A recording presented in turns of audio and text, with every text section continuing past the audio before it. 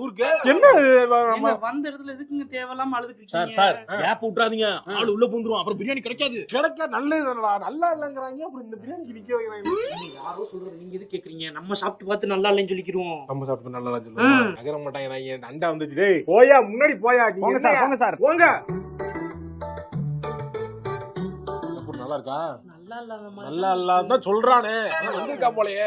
நல்லா இல்ல, ஒரு பிளேட் போதுன்னு 2 பிளேட்டா வாங்குங்க, நல்லா இருந்தா என்ன செய்வீங்கன்னு என்ன கேட்டுட்டு பேஸ்ட் இப்ப 2 பிளேட் பேஸ்ட் வாங்கிட்டமே தின்னுட்டு போணும்.